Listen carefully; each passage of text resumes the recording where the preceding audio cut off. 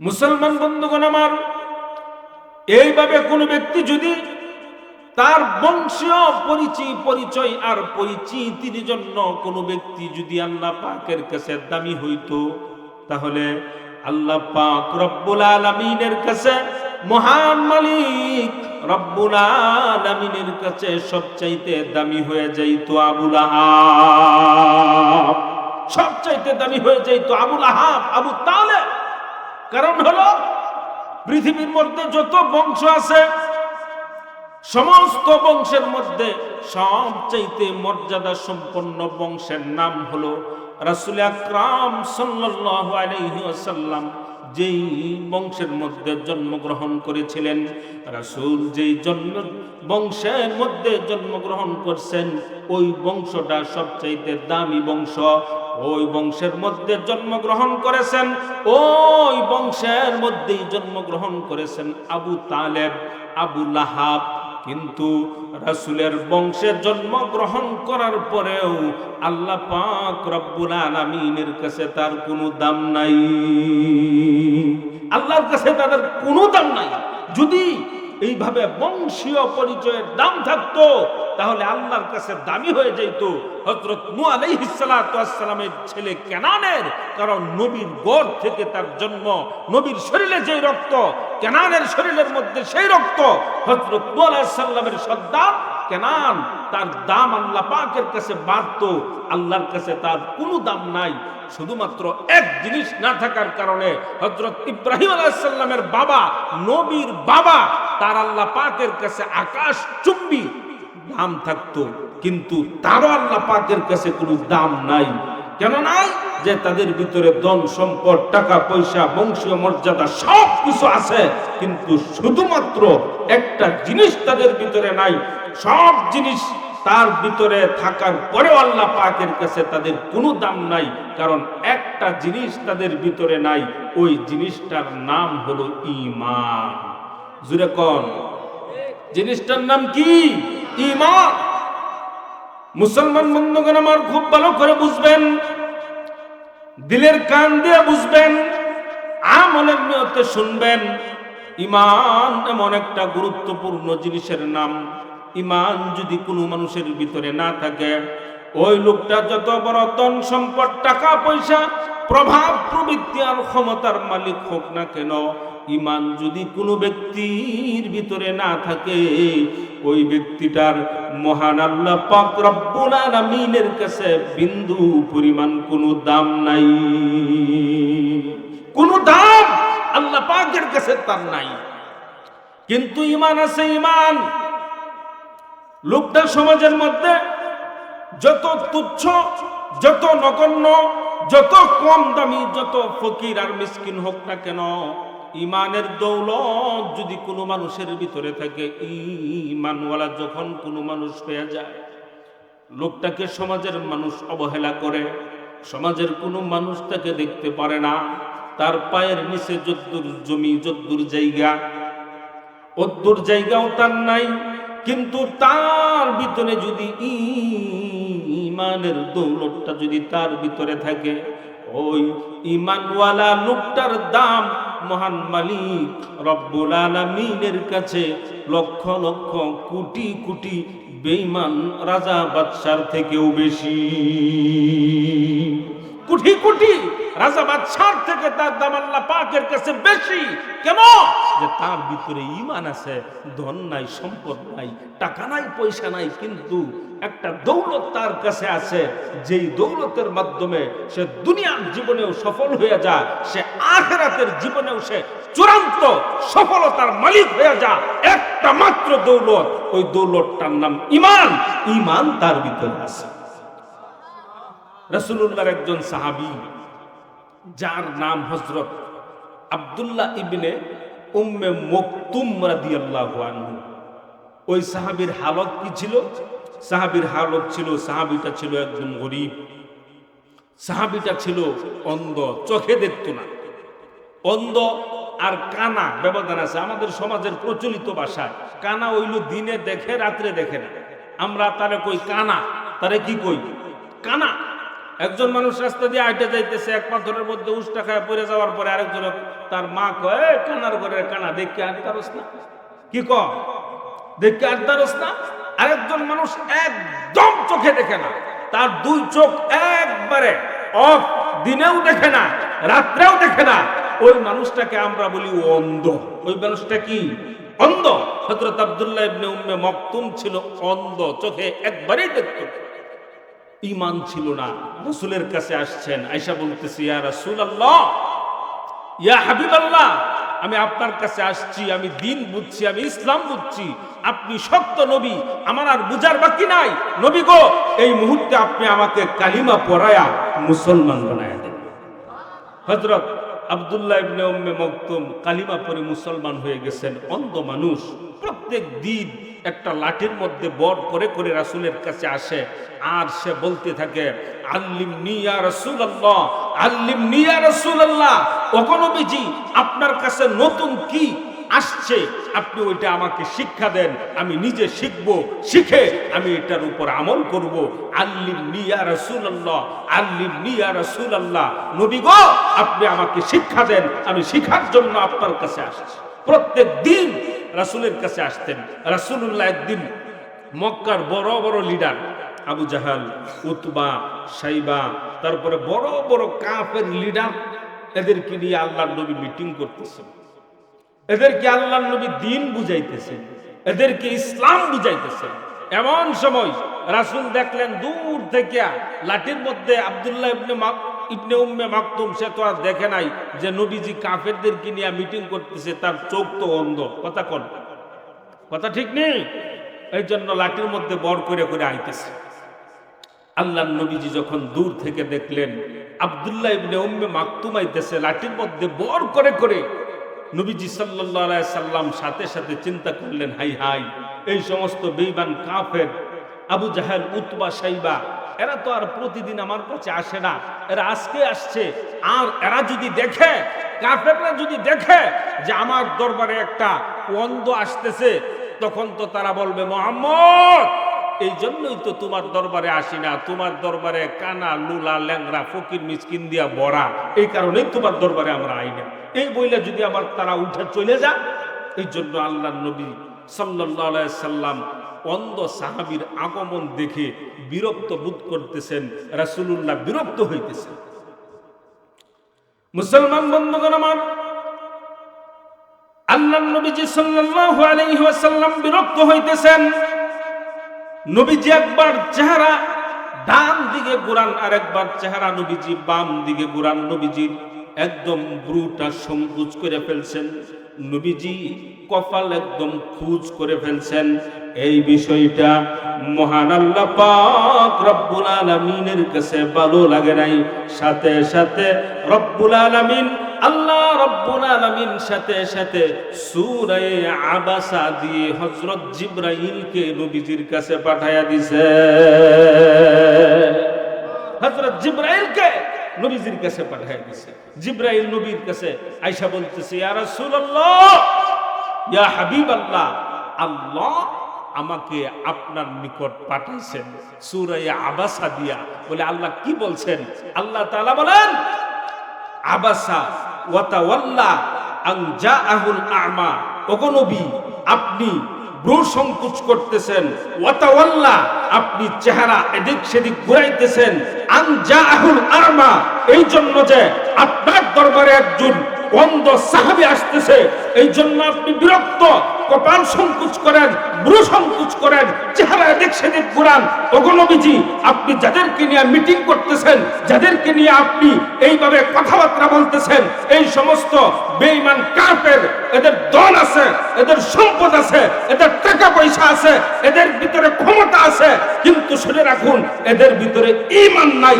ঈমান না থাকার কারণে এই সমস্ত লক্ষ লক্ষ কোটি কোটি বেঈমান কাফেরের থেকে আব্দুল্লাহ ইবনে উম্মে মাকতুম, গরীব, এতিম, অন্ধ সাহাবীর দাম আমি রব্বুল আলামিনের কাছে কোটি কোটি গুণ বেশি। ওগো নবীজি, আপনি ওই সমস্ত লিডারদেরকে সময় না দিয়া গরীব সাহাবী আব্দুল্লাহ ইবনে উম্মে মাকতুমকে আপনি সময় দেন, উম্মে মাকতুমকে আপনি সময় দেন। এই যে দেখেন, একজন গরিব সাহাবী, এতিম সাহাবী, ঈমান আছে, এই জন্য আল্লাহ পাকের কাছে সে দামি হয়ে গেছে। যদি ঈমান না থাকতো আল্লাহ পাকের কাছে এত দামি হইতে পারত না। হযরত বেলালের নাম শুনছেন আপনারা? কথা বল না। রামনাথপুরের বেলাল বাইনি কেউ কেউ হুজুর রামনাথপুরের বেলাল ভাইয়ের ওয়াজ আপনি করতে শুনবি। রামনাথপুরের বেলাল ভাই না আল্লাহর নবীর সাহাবী হযরত বেলালে হাবশী রাদিয়াল্লাহু আনহু। হযরত বেলালে হাবশী রাদিয়াল্লাহু আনহু হালতটা কি ছিল? কালো কুসরি ছিলেন, চেহারার দিকে তাকানো যেত না, এত কালো। মক্কার মানুষ তো তারে বলতো কালো কাউয়া। কি কইতো? কালো কাক। ঠোঁটগুলো ছিল মোটা মোটা, নাকটা ছিল লম্বা, এইভাবে কোনো ডগ নাই, একদম বেখাপ্পা চেহারা, কোনো দিকে কোনো খাপ নাই। অপর দিক থেকে আফ্রিকার মানুষ, কৃতদাস, গোলাম, কোনো দাম নাই, কোনো মর্যাদা নাই। কিন্তু আল্লাহ পাকের কাছে ওই বেলালের দাম কত বাড়ছে, কত দামি হয়ে গেছে ওই গরিবটা, শুধুমাত্র ঈমানের কারণে। মুসলমান বন্ধুগণ আমার, আল্লাহর নবীজি সাল্লাল্লাহু আলাইহি ওয়াসাল্লাম ঊর্ধ্ব ভ্রমণে চলে গেছেন মেরাজে। মেরাজে যাওয়ার পর নবীজি সাল্লাল্লাহু আলাইহি ওয়াসাল্লাম জান্নাত পরিদর্শন করার জন্য যখন জান্নাতের ভিতরে প্রবেশ করছেন, নবীজি জান্নাত পরিদর্শন করতেছেন। আল্লাহর নবীজি সাল্লাল্লাহু আলাইহি ওয়াসাল্লাম লক্ষ্য করলেন জান্নাতের ভিতরে হযরত জিবরাইল এবং রাসূল হাঁটাহাঁটি করতেছেন, হাঁটতেছেন, জান্নাত দেখতেছেন। নবীজি ডাক দিয়া বলে, ও জিবরাইল, জান্নাতের ভিতরে আমি এবং তুমি ছাড়া আরো কেউ আসেনি? জিবরাইল বলে, কেন গো ইয়া রাসূলুল্লাহ? আল্লাহর নবীজি বলে, শুনো, জান্নাতের ভিতরে আমি এবং তুমি হাঁটতেছি, কিন্তু দেখো, লক্ষ্য করে দেখো, সামনের দিক দিয়া কে যেন হাঁটতেছে, হাঁটার আওয়াজ শোনা যাইতেছে, কিন্তু লোকটা দেখা যাইতেছে না, লোক তো দেখতেছি না। নবীজি সাল্লাল্লাহু আলাইহি ওয়াসাল্লাম বলেন, ইয়া রাসূলুল্লাহ, ইয়া হাবিবাল্লাহ, আপনার গরীব একজন সাহাবী, আপনার একজন গোলাম সাহাবী, যার চেহারাটা কালো, মক্কার মানুষ যাকে কালো কাউয়া বলে ডাকে, যার কোনো দাম নাই, যার কোনো মর্যাদা নাই, আপনার ওই কালো সাহাবী বেলাল জমিনের মধ্যে হাঁটে। আল্লাহ পাক রব্বুল আলামিন তার মর্যাদাকে এমন ভাবে বাড়ায়া দিয়েছেন, ওই বেলালের জমিনের হাঁটার আওয়াজকে মহান আল্লাহ জান্নাতের ভিতরে পৌঁছায়া দিছে। বেলাল জমিনে হাঁটে, তার হাঁটার আওয়াজ চলে জান্নাতে। আল্লাহু আকবার। মুসলমান বন্ধুগণ আমার, শুধু তাই নয়, আল্লাহর নবীজি সাল্লাল্লাহু আলাইহি ওয়াসাল্লাম একদিন রাত্রিবেলা সেহরি খাইতেছিলেন। সেহরি রোজা রাখার জন্য যখন নবীজি সেহরি খাইতেছে, এমন সময় ঘুম থেকে উঠে হযরত বেলাল রাদিয়াল্লাহু তাআলা আনহু আসলেন আজান দেওয়ার জন্য। মসজিদে নববীর মধ্যে আজান দেওয়ার জন্য আয়েশা দেখেন, মনে মনে চিন্তা করলেন, আমার হাবিব, আমার নবী কি করতেছে, একটু দেখি, নবীকে জাগায়া তারপরে আজানটা দেই। দেখার জন্য যখন নবীজির হুজরার পাশে চলে গেছেন, নবীজির হুজরার পাশে যাওয়ার পর হযরত বেলাল দেখে নবীজি এখনো পর্যন্ত খাবার খাইতেছেন, সাহরি। নবীজি যখন খাবার খাইতেছেন, নবীজির খাবার খাওয়া দেখে আবার হযরত বেলাল বলে, ইয়া রাসূলুল্লাহ, ইয়া হাবিবাল্লাহ, ওগো নবীজি, আপনি এখনো পর্যন্ত খাবার খাইতেছেন, আর এখন তো সেহরির সময় শেষ হয়ে গেছে, সুবহে সাদেক উদিত হয়ে গেছে। নবী, আপনি খাবারটা বন্ধ করেন, আপনি খাবার বন্ধ করেন, আমি আজানটা দিয়ে আসি। হযরত বেলাল হাবশী রাদিয়াল্লাহু তাআলা আনহু আজান দেওয়ার জন্য মসজিদে নববীর মধ্যে চলে গেছেন। আজান দেওয়ার জন্য ভাবলেন, দেখি নবী খাবারটা শেষ করছি কিনা, তারপরে আজানটা দেই। গিয়া দেখে আল্লাহর নবীজি সাল্লাল্লাহু আলাইহি ওয়াসাল্লাম খাবার খেয়ে শেষ করে ফেলছেন, হাতটা পর্যন্ত একদম মুছে ফেলছেন। তখন হযরত বেলাল জিজ্ঞাসা করে, ইয়া রাসূলুল্লাহ, ইয়া হাবিবাল্লাহ, মাত্র দেখলাম আপনি খাবার খাইতেছেন, এখন দেখি আপনি খাবার বন্ধ করে দিলেন কেন গো নবীজি? আল্লাহর নবীজি ডাক দেয়া বলে, ওগো বেলাল, আজকের রাত্রটার মধ্যে চন্দনী রাত্র, আর আজকের রাতের মধ্যে চন্দ্র উদিত হওয়ার কারণে এখনো পর্যন্ত রাত্রটা ফর্সা দেখা যাইতেছে গো বেলাল। প্রকৃত পক্ষে এখনো পর্যন্ত সেহরির সময় শেষ হয় নাই, এখনো পর্যন্ত বহু সময় বাকি গো বেলাল। কথার মূল্যায়ন করার কারণে আল্লাহ এই মুহূর্তে সুবহে সাদেক উদিত করে দিয়েছে। আল্লাহু আকবার জুড়ে আল্লাহ। হযরত বেলালের দাম কত আরো কইতাম নি ভাই, দুই একটা কষ্ট হইতেছে কার কার একটু আটটা তুলেন দিকে উপরের দিকে। মাশাআল্লাহ, এক বাবার কষ্ট হইতেছে, বাবা দুইজন বাবার কষ্ট হইতেছে, বাবা কষ্ট হইতেছে, মাপ চাই, আর একটু কষ্ট কইরালাম। বুঝেন না ব্যাপারটা হইলো, অনেক সময় তো মনে করেন আলোচনার মধ্যে হারায় যা, তখন আর এত কিছু বুঝে আয় না, বুঝছেন না কথা না? আচ্ছা যাক, আল্লাহ নবী সাল্লাল্লাহু আলাইহি ওয়াসাল্লাম হযরত বেলালকে একদিন ডাক দিয়া, ও বেলাল, তোমার চেহারা কালো, এই জন্য বুঝি তোমার মন খারাপ। বেলাল, তুমি জানো কি তোমার দাম কত? কে বলতেছে? কে বলে? হ্যাঁ, নবীজি নবীজি নবীজি বেলালকে বলে, বেলাল তুমি কি জানো তোমার দাম কত? বলতেছে, শোনো বেলাল, সর্বপ্রথম যেই ব্যক্তিটা জান্নাতের ভিতরে ঢুকবে ওই ব্যক্তিটা হলাম রাসূল। বলেন, আমি নবী মুহাম্মদুর রাসূলুল্লাহ সাল্লাল্লাহু আলাইহি ওয়াসাল্লাম। সুবহানাল্লাহ। কিতাবের মধ্যে আসছে, জান্নাত জাহান্নামীদের ফয়সালা হয়ে যাওয়ার পর সর্বপ্রথম নবীদের জামাত জান্নাতের ভিতরে ঢোকার জন্য জান্নাতের গেটে গিয়ে অবস্থান করবেন। সর্বপ্রথম গিয়া দরজার মধ্যে, গেটের মধ্যে করাঘাত করবেন, গেটটা খুলো, জান্নাতে যাওয়ার জন্য, প্রবেশ করার জন্য আসছি, আল্লাহ ফয়সালা দিয়ে দিছে। ভিতর থেকে আওয়াজ আসবে, আপনি কে বলছেন? আপনি কে? বলবে, আমি তো হযরত আদম। না, সরি, মাফ করবেন, এখনো সময় হয় নাই, আর একটু পর আসেন। আরেকটু পর আরেকজন দরজার মধ্যে গিয়া করাঘাত, দরজা খুলেন, জান্নাতে প্রবেশ করব। বলে, আপনি কে? আমি তো নূহ নবী, হযরত নূহ আলাইহিস সালাম। এখনো সময় হয় নাই। আরেকটু পর আরেকজন বলবে, আপনি কে? আমি তো ইব্রাহিম নবী, এখনো সময় হয় নাই, আরেকটু পরে আসেন। আরেকজন করাঘাত করবে, বলবে, আপনি কে? আমি তো এইভাবে শীষ নবী। আরেকটু পর আরেকজন, আপনি কে? আমি তো মূসা নবী। আরেকটু পর আরেকজন, আপনি কে? আমি তো ঈসা নবী। এখনো পর্যন্ত সময় হয় নাই, আরেকটু পর আসেন। তখন নবীগণ লক্ষাধিক গেটের মধ্যে জমায়েত, সবাইকে যদি এক কথাই বলে আরেকটু পরে আসেন, পরে আসেন, বিরক্ত হওয়ার কথা কি কথা না? আমার কথা বুঝেন না তো আপনারা? আমি পারি না তো বুঝাইতাম। বুঝতেছেন কথা আমার আপনারা? মুসলমান বন্ধুগণ আমার, সমস্ত নবীগণ বিরক্ত হইয়া জিজ্ঞাসা করে, আদম থেকে নিয়ে ঈসা পয়গম্বর পর্যন্ত লক্ষাধিক নবী রাসূলদের জামাত জান্নাতের গেটের মধ্যে অপেক্ষমান। সকলকেই তোমরা একই কথা বলো, এখনো সময় হয় নাই, এখনো সময় হয় নাই, এখনো সময় হয় নাই। ও জান্নাতের দারোয়ানেরা, বলো না সময়টা হবে কখন? সময়টা কখন হবে?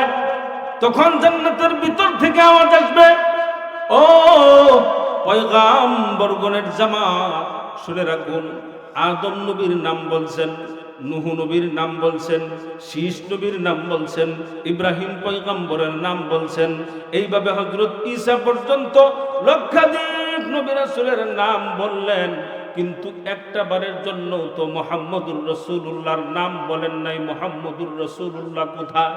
আল্লাহু আকবার জোরে বল, মুহাম্মদুর রাসূলুল্লাহ কোথায়? তখন পয়গম্বরগণ বলবেন, মুহাম্মদুর রাসূলুল্লাহ সাল্লাল্লাহু আলাইহি ওয়াসাল্লাম। এখনো পর্যন্ত হাসরের ময়দানে সেজদায় পড়ে উম্মতের জন্য কান্নাকাটি করতেছে।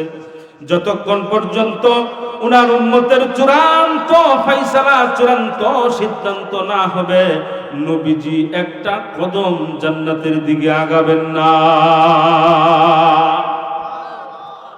আম্বিয়ায়ে কেরাম বলবেন, আল্লাহর নবীজি পরে আসার পর একটু পরে আসবে, উনি যখন আসবে উনি তখন জান্নাতের ভিতরে প্রবেশ করবে। আমাদের তো ফয়সালা হয়ে গেছে, আমাদেরকে জান্নাতের ভিতরে ঢোকার পারমিশন দেন, অনুমতি দেন। ভিতর থেকে আওয়াজ আসবে, ও পয়গম্বরগণের জামাত, আপনারা শুনে রাখুন, দেখুন না একটু লক্ষ্য করে, জান্নাতের গেটের বাহির দিক দিয়া তালা দেওয়া। ওই তালার চাবি পৃথিবীর অন্য কোনো মানুষের কাছে নাই। এই তালার চাবি হলো স্বয়ং মুহাম্মদুর রাসূলুল্লাহ সাল্লাল্লাহু আলাইহি ওয়াসাল্লামের কাছে। যতক্ষণ পর্যন্ত মুহাম্মদুর রাসূলুল্লাহ সাল্লাল্লাহু আলাইহি ওয়াসাল্লাম তালা চাবি দিয়া তালা না খুলে, গেট না খুলে নবীজি জান্নাতের ভিতরে প্রবেশ না করবেন, ততক্ষণ পর্যন্ত কোনো নবী ওলি, কোনো গাউস কুতুব জান্নাতের ভিতরে ঢুকতে পারবে না। কেউ জান্নাতে ঢুকতে পারবে না, পয়গম্বরগণ অপেক্ষমান।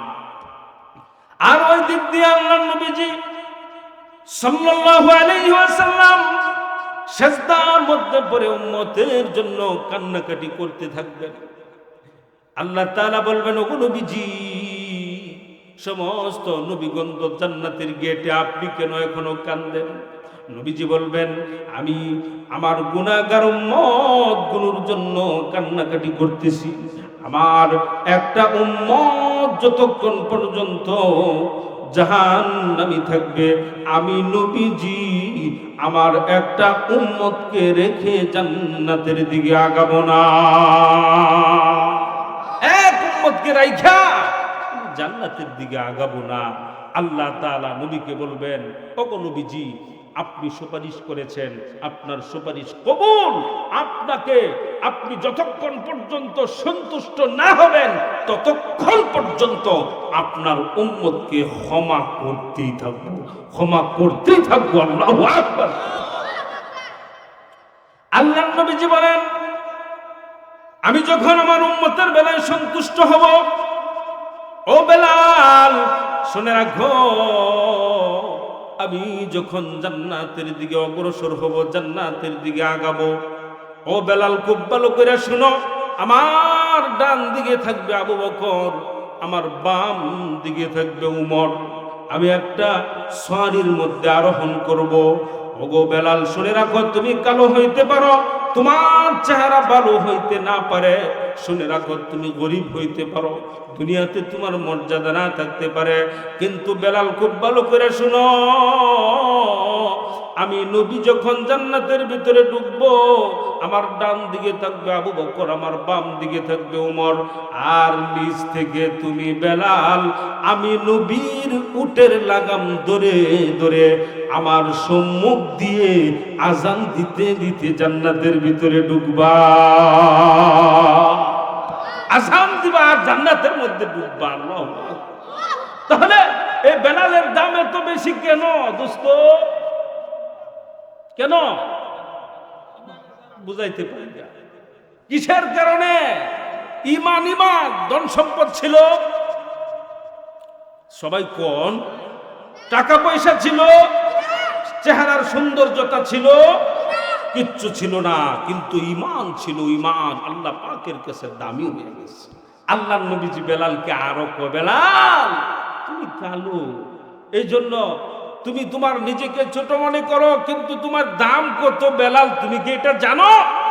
আল্লাহর নবীজি বলেন, যখন হাসরের ময়দানে ইসরাফিল সিংহার মধ্যে ফুৎকার করবে, সমস্ত মানুষগণ কবর থেকে উঠে হাসরের ময়দানের মধ্যে জমায়েত হবে। কোথায়? জোরে কোন সবাই? হাসরের ময়দানে। কোত্থেকে উঠবে? কিতাবের মধ্যে পাওয়া যায়, তাকে যেই জায়গার মধ্যে দাফন করা হয়েছে নিজ নিজ জায়গা থেকে উঠবে, আর হাসরের ময়দানের মধ্যে জমায়েত হবে। আল্লাহু আকবার। আল্লাহর নবীজি বলেন, বেলাল শুনো, যখন ইসরাফিল সিংহার মধ্যে ফুৎকার করবে তখন সমস্ত মানুষ নিজ নিজ কবর থেকে উঠবে, সমস্ত পয়গম্বরগণ নিজ নিজ কবর থেকে উঠবে। আদম আলাইহিস সালাম উনাকে যেই জায়গার মধ্যে দাফন করা হয়েছে সেখান থেকে উঠবে। এইভাবে সমস্ত পয়গম্বর ঈসা পর্যন্ত সবাই যেই জায়গার মধ্যে দাফন করা হয়েছে ওই জায়গা থেকে উঠবে। সমস্ত সাহাবীরা যাদেরকে যে জায়গার মধ্যে দাফন করা হয়েছে ওইখান থেকে উঠবে, কিন্তু বেলাল তুমি কিন্তু আলাদা। আল্লাহু আকবার। তুমি কিন্তু আলাদা। বেলাল বলে, আল্লাহর নবী, নবী গো কি আলাদা আমি? মুসলমান বন্ধুগণ আমার, এবার আল্লাহর নবীজি সাল্লাল্লাহু আলাইহি ওয়াসাল্লাম বলেন, ও বেলাল শুনে রাখো, যখন সমস্ত মানুষ নিজ নিজ কবর থেকে উঠে হাসরের ময়দানে জমায়েত হবে, সমস্ত পয়গম্বরগণ নিজ নিজ কবর থেকে উঠে হাসরের ময়দানে জমায়েত হবে, সমস্ত সাহাবীগণ নিজ নিজ কবর থেকে হাসরের ময়দানে উঠে জমায়েত হবে। ওগো বেলাল শুনে রাখো, আবু বকর তাকে যেই জায়গার মধ্যে দাফন করা হয়েছে নিজ জায়গা থেকে উঠে হাসরের ময়দানে জমায়েত হবে। উমর তার নিজ জায়গা থেকে উঠবে, এইভাবে আলী তার নিজ জায়গা থেকে উঠবে, উসমান তার নিজ জায়গা থেকে উঠবে। কিন্তু তুমি একমাত্র বেলাল, যখন ইসরাফিল সিংহার মধ্যে ফুৎকার দিবে, বেলাল গো তুমি একমাত্র ব্যক্তি, তুমি আমার কদম মুবারক থেকে আজান দিতে দিতে উঠতে থাকবে। আমার কদম মুবারক থেকে তুমি বেলাল আজান দিবা আর উঠতে থাকবা। আল্লাহু আকবার বলেন না? মুসলমান বন্ধুগণ আমার, তাহলে এই কেন কুসরি গোলামটার দাম এত বাড়লো কেন? শুধুমাত্র কেবলমাত্র একমাত্র ঈমানের কারণে। তার ভিতরে ঈমান ছিল, দৌলতে ঈমান। ও দোস্ত, দৌলতে ঈমান তো একটা গুরুত্বপূর্ণ জিনিসের নাম। যখন কোনো মানুষের ভিতরে থাকে মানুষটা আল্লাহর কাছে দামি, আর যদি মানুষের ভিতরে না থাকে আল্লাহর কাছে কোনো দাম নাই। ঈমান এমন একটা গুরুত্বপূর্ণ জিনিসের নাম, কোনো মানুষের ভিতরে যদি ঈমান না থাকে ওই মানুষটা যত নেক আমল করুক না কেন আল্লাহর কাছে গ্রহণযোগ্য না। আর ঈমান যখন কোনো মানুষের মধ্যে থাকবে, ওই লোকটা যত ছোট থেকে ছোট নেক আমল করুক না কেন তার ছোট ছোট নেক আমলগুলো আল্লাহর কাছে গ্রহণযোগ্য হয়ে যাবে। সুবহানাল্লাহ। ইয়া রাসূলুল্লাহ, আমরা নির্ণয় করতে পারতেছি না, এই জন্য সকলেই দেখতেছি এবং তাকে চেনার চেষ্টা করতেছি, কিন্তু নবী গো তাকে তো আমরা চিনতেছি না। সে কি মুসলমান নাকি সে বেঈমান চিনতেছি না। তখন আল্লাহর নবীজি সাল্লাল্লাহু আলাইহি ওয়াসাল্লাম হেঁটে হেঁটে ওই জমায়েতের পাশে চলে গেলেন। পাশে চলে যাওয়ার পর নবীজি ডাক দিয়া বলে, ও সাহাবীরা আমাকে একটু দেখার ব্যবস্থা করো। সাহাবায়ে কেরাম জায়গা করে দিলেন। নবীজি এবার একদম ওই লাশটার নিকটে চলে গেছেন। চলে যাওয়ার পর নবীজি বলে, ও আমার সাহাবীরা, লাশের উপর থেকে কাপড়টা সরায় দেও, দেখি লাশটা কার। যখন লাশের উপর থেকে কাপড়টা সরানো হলো, আল্লাহর নবীজি সাল্লাল্লাহু আলাইহি ওয়াসাল্লাম ওই লাশটার দিকে তাকিয়ে আছেন অপলক দৃষ্টিতে, অন্য কোথাও তাকান না, একমাত্র লাশটার দিকে নবীজি তাকিয়ে আছেন। এবং নবীজি চক্ষু থেকে পানি ছাড়তে শুরু করলেন, নবীজি কান্না শুরু করে দিয়েছেন, নবীজি কাঁদতেছেন। সাহাবায়ে কেরাম জিজ্ঞাসা করে, ইয়া রাসূলুল্লাহ, ইয়া হাবিবাল্লাহ, লাশটা আপনি দেখলেন, আপনি কেন কাঁদেন গো নবীজি? আপনার কান্নার কারণটা কি? কেন গো আপনি কাঁদতেছেন? আল্লাহর নবীজি ডাক দেয়া বলে, ও আমার সাহাবীরা, তোমরা শুনে রাখো, এই যে লাশটা তোমরা দেখতেছো, তোমরা তো চিনো না, তোমরা তো মনে করো কাফেরের লাশ, কিন্তু না না না, এটা এমন একটা ব্যক্তির লাশ, এটা এমন একটা ব্যক্তির লাশ। তোমরা তো বহু পূর্বে কালিমা পড়ে তোমরা মুসলমান হয়েছ, কিন্তু যে লাশটাকে তোমরা দেখতেছো এই লাশটা এমন একটা ব্যক্তির লাশ যেই ব্যক্তিটা একটু পূর্বে, সামান্য সময় পূর্বে আমার কাছে আসছে, আমার কাছে এসে আমার হাতে হাত রেখে সামান্য সময় পূর্বে কালিমা পড়ে মুসলমান হয়েছে, আল্লাহর নবীজি ডাক দেয়া বলে, ও আমার সাহাবীরা তোমরা শুনে রাখো, এই যে একটা লোক, এই নবমুসলিম সাহাবী যে একটু আগে এসে আমার হাতে হাত রেখে কালিমা পড়ে মুসলমান হয়েছে, মুসলমান হওয়ার পর সে এক ওয়াক্ত নামাজও পড়তে পারে নাই, মুসলমান হওয়ার পর আমার ওই সাহাবী একটা রোজাও রাখতে পারে নাই, মুসলমান হওয়ার পর আমার এই সাহাবী কোনো ইবাদত বন্দেগী করতে পারে নাই, তার কাছে দ্বীনের তাকাজা আসছে, তার কাছে ইসলামের তাকাজা আসছে। আমি নবীজি তাকে যুদ্ধের জন্য বলছি, সে সামান্য সময় পর্যন্ত কোনো চিন্তা ভাবনা করে নাই। আমি নবীজি তাকে বলার সাথে সাথে সে তার জীবনকে বাজি রেখে যুদ্ধের ময়দানে তরবারির নিচে ঝাঁপিয়ে পড়ে আমার এই একটু আগে কালিমা পড়ে মুসলমান হওয়া সাহাবীটা যুদ্ধের ময়দানে যুদ্ধ করতে করতে শাহাদাত বরণ করেছে। ও আমার সাহাবীরা তোমরা শুনে রাখো, আমার ওই সাহাবীটা এত দামি সাহাবী,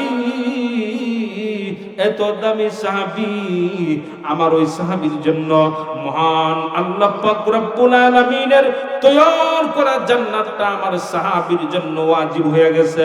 ও সাহাবীরা তোমরা সাক্ষী থাকো, আমি নবীজি আমার এই সাহাবীর জান্নাতের জিম্মাদার হয়ে গেলাম।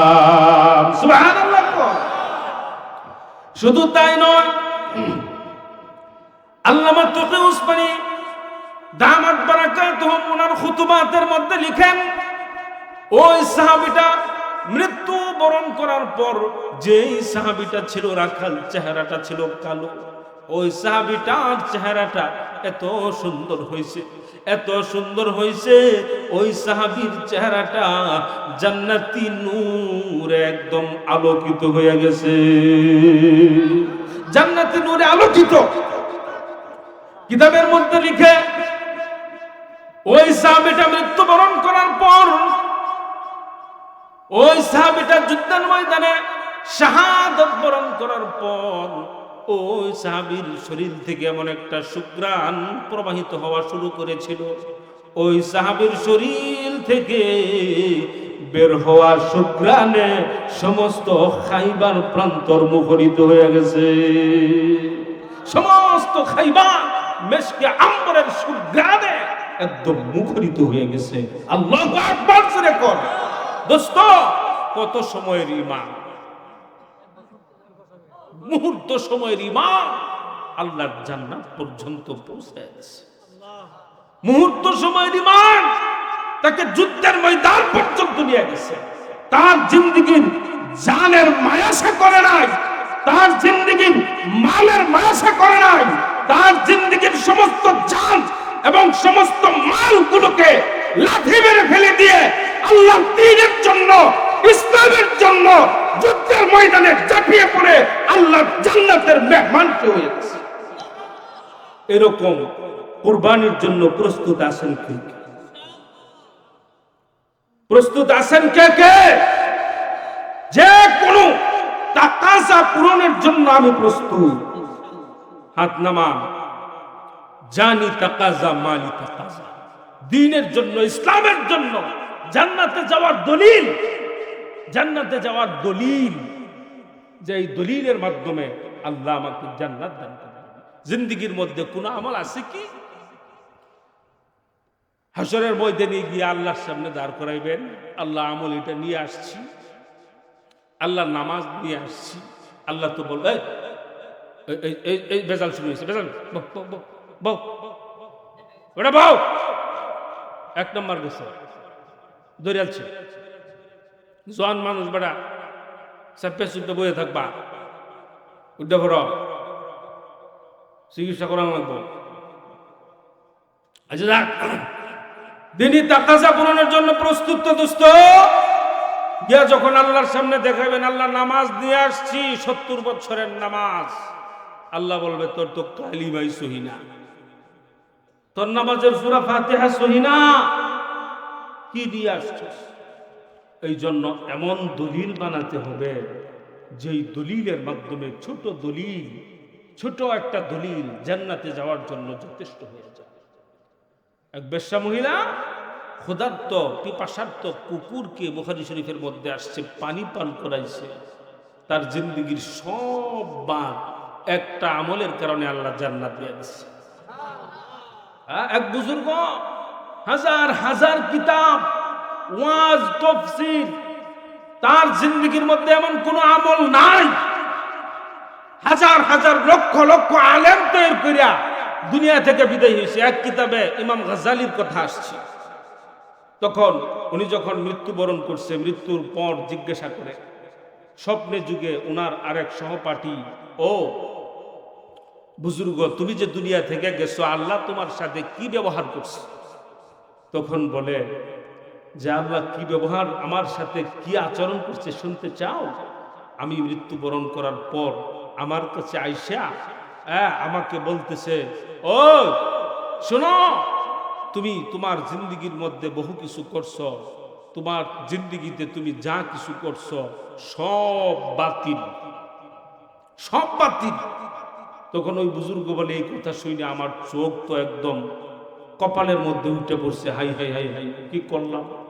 আমার হাজার হাজার কিতাব, হাজার হাজার ছাত্র, ওয়াজ নসিহত তাফসীর কোরআন তিলাওয়াত নামাজ, আল্লাহ কই সবগুলো বাতিল। সাথে সাথে বলে, তবে শোনো, উপায় একটা আছে। বলে কি?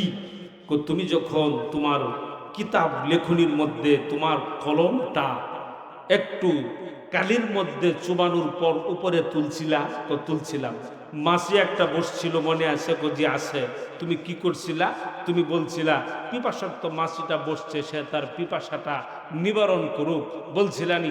জি বলছিলাম। তো সব বাদ, শুধুমাত্র আমার একটা মাখলুকের পিপাসা তুমি পূরণ করছো, তার তৃষ্ণা তুমি পূরণ করছো।